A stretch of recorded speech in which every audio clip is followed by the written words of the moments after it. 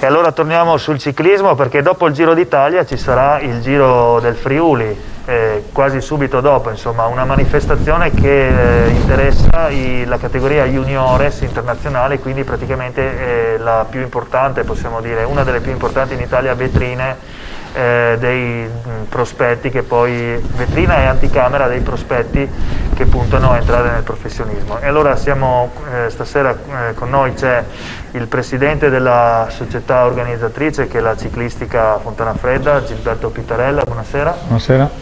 E poi abbiamo Raffaele Padrone, l'eclettico Raffaele Padrone. Ma lei non era qua anche ieri sera? Eh sì, ma ho dormito qui, ecco. Ho cambiato solo posto, ma sono stato a cambiare. Questa sera perché parliamo di ciclismo. Non parliamo di sicurezza, parliamo di ciclismo, esatto. Perché Raffaele Padrone è anche il presidente della Federciclismo del Friuli Occidentale. Sì. Allora, chi vuole cominciare a illustrarci un attimo di cosa si tratta? Siccome il programma della manifestazione della società ciclistica Fontana Fredda, dopo 46 anni di esistenza, è il 19° giro, credo che giustamente aspetti al il Presidente debba illustrare qual è la gara. Prego Presidente. Grazie.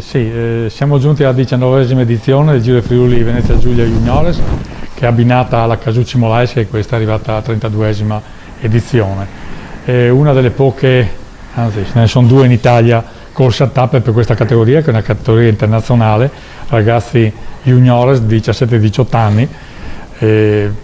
Anche quest'anno, con un po' di sforzi sia economici che di tempo, siamo riusciti a mettere in piedi questa organizzazione.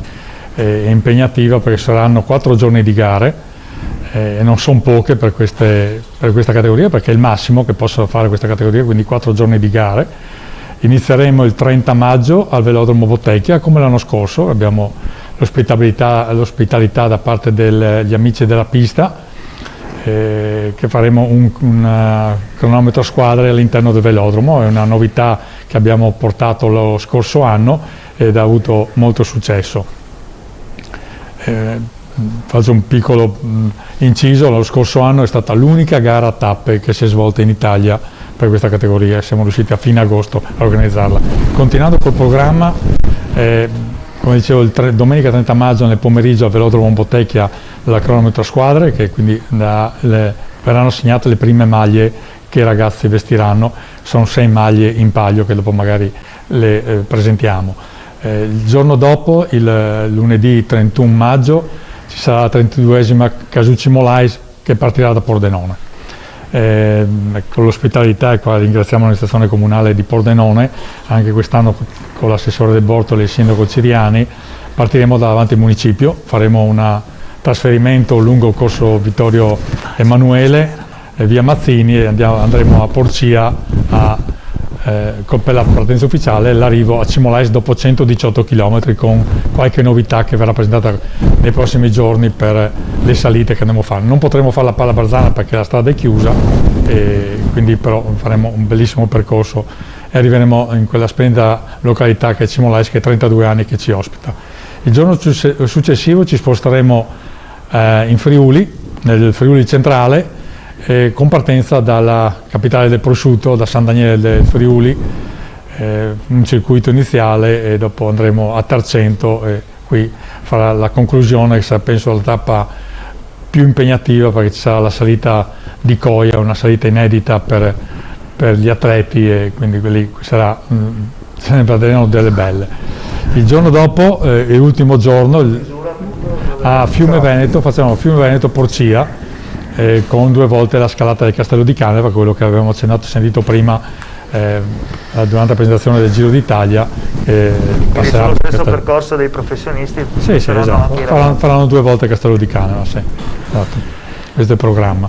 Bene, Presidente Padrone, allora il ciclismo qui in Friuli Occidentale è vivo e vegeto, mi pare, no? Perché si riescono ancora a organizzare grandi eventi agonistici, e mi sembra che comunque a livello di tesserati ci siamo. Pordenone garantisce 41 società, che sono tante per una regione come la nostra. Forse è sicuramente la provincia che ha il maggior numero di società ciclistiche, anche perché abbiamo la fortuna di avere un velodromo che è tra i più importanti d'Italia. Abbiamo avuto e avremo già il 12 una kermesse al velodromo, quindi ci saranno delle gare importanti al velodromo, come poi a luglio ci sarà la 3 sere, che poi sono diventate 5, e avremo modo di parlare anche di questo, magari col presidente del velodromo. E comunque, ripeto, sono orgoglioso di rappresentare una provincia che ha non solo tante società e tanti corridori, poi teniamo conto anche di tutti gli amatori che ci sono, e adesso quello che si sta sviluppando è il cicloturismo. Tra cui lei, tra l'altro, no? Sì, tra l'altro. Sì.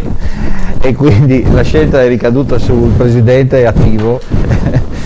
E quindi tanti cicloamatori, tante società agonistiche, in Friuli con il presidente regionale Stefano Bandolin e il qui presente Pittarella. Abbiamo anche organizzato e creato un comitato, un gruppo di lavoro, lo chiamo gruppo di lavoro autogestito, per garantire queste gare. L'abbiamo chiamato Orgoglio Friulano, e ce lo stanno imitando nel resto dell'Italia, cioè ci autotassiamo ad ogni gara per poter portare e poter effettuare una manifestazione ciclistica, perché iniziamo da giovanissimi, da ragazzini che hanno 6, 7, 8 anni fino a 18, poi come diceva il presidente Pittarella, chi vince questo giro del Friuli ha una chance per passare ai livelli. Vediamo Roglic che l'ha vinto un paio di volte ed è passato, e così come le piste che ci porta Viviani, Ganna, ci ha portato grandi nomi. Poi abbiamo tutte le specialità della montagna, delle fuoripista, della mountain bike, quindi abbiamo, credo, a Pordenone, ma nella nostra provincia credo che abbiamo tutto quello che serve. Abbiamo Fontana Fredda, un bike park che può essere utilizzato dai ragazzini. Approfitto di dire, visto che sono direttore del bike park di Fontana Fredda, per i bambini che possono venire lì al sabato a sfogarsi e pedalare in sicurezza. Questo è il concetto che poi Fontana Fredda da 46 anni ha messo in campo, cioè pedalare in sicurezza, in un recinto con le dune, un bike park. Mi permetto di dire al Presidente che l'associazione sportiva dilettantistica ciclistica del Fontana Fredda è scuola di ciclismo, e per diventare scuola di ciclismo bisogna avere lei sa, nel mondo dello sport bisogna avere delle caratteristiche, e quindi bisogna superare delle situazioni particolari. Dobbiamo chiudere, ma tornate a trovarci magari alla vigilia dell'evento. Senz'altro. Grazie a Gilberto Pittarella e grazie a Raffaele Paroni. Grazie a voi, Grazie a voi.